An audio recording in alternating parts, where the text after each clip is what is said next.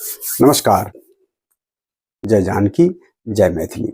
आज मैं आपके समक्ष रख रहा हूं श्री सीता माता के 12 दिव्य नाम और उनका प्रभाव।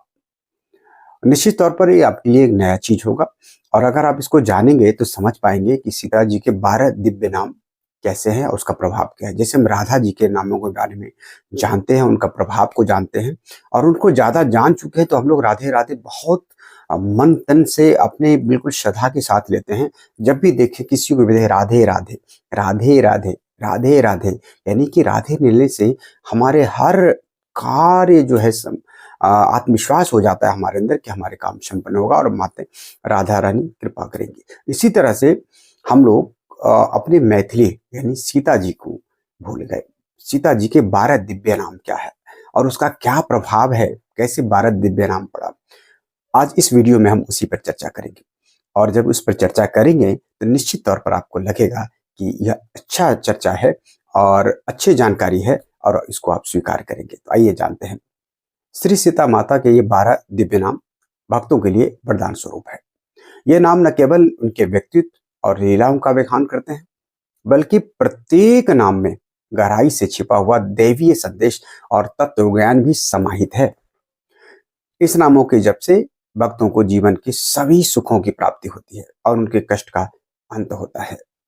पहला आता है मैथिली। मैथिली का अर्थ है मिथिला की राजकुमारी।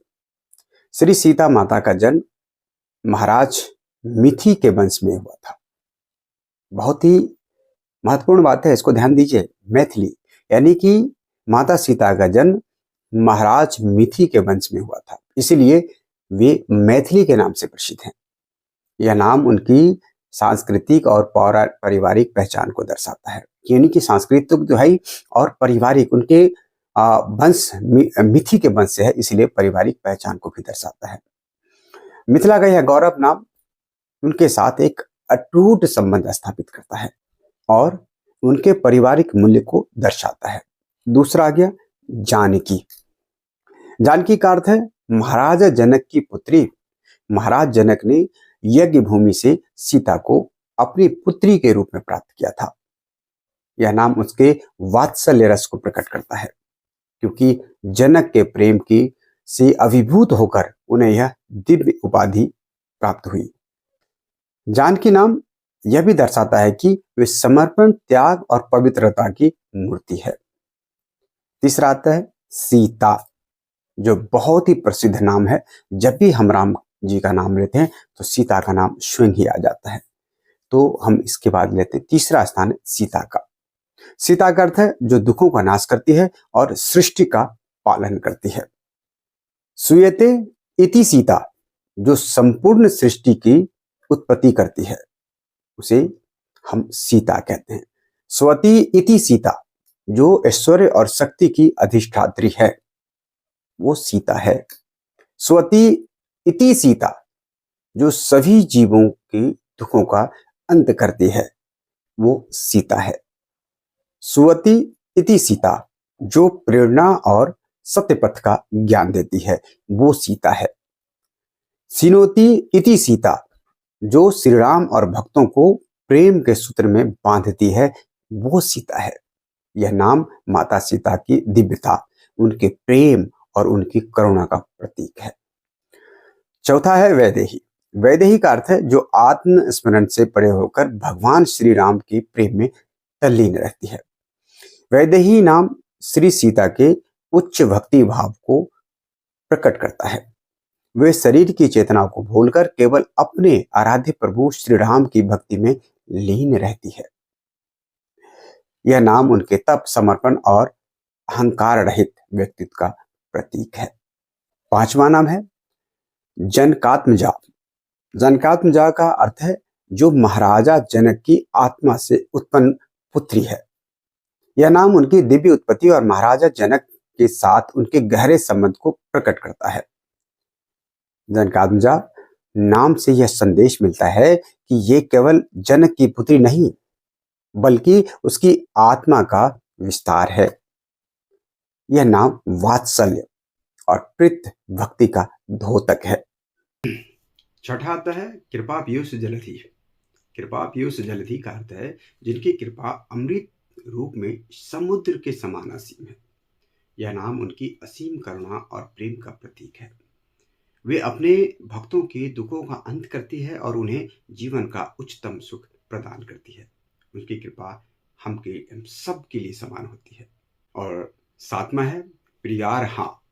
प्रियारहा का अर्थ है जो भगवान श्री राम के साथ हर प्रकार से उपयुक्त है। यह नाम दर्शाता है कि वे श्री राम के समस्त गुणों की पूरक हैं।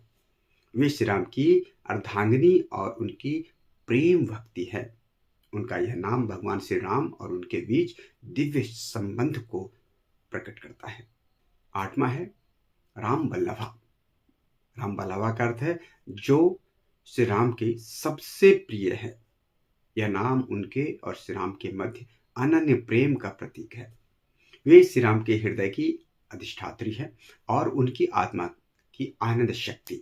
राम बल्लभा नाम से यह संदेश मिलता है कि वे प्रेम और मधुरता का आदर्श है। नौवां है सुनैना सुता। सुनैना सुता का अर्थ है जो महारानी सुनैना की पुत्री है।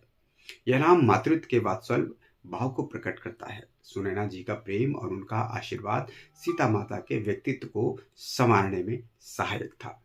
10वां है वीर्य शुल्का। वीर शुल्का का अर्थ है जो भगवान शिव के धनुष को तोड़ने वाले श्री राम के पराक्रम से प्राप्त हुई। यह नाम उनकी शौर्यपूर्ण कथा को दर्शाता है। यह नाम यह भी बताता है कि वे केवल पराक्रमी और आदर्श पुरुष के लिए ही वर्णनीय थी।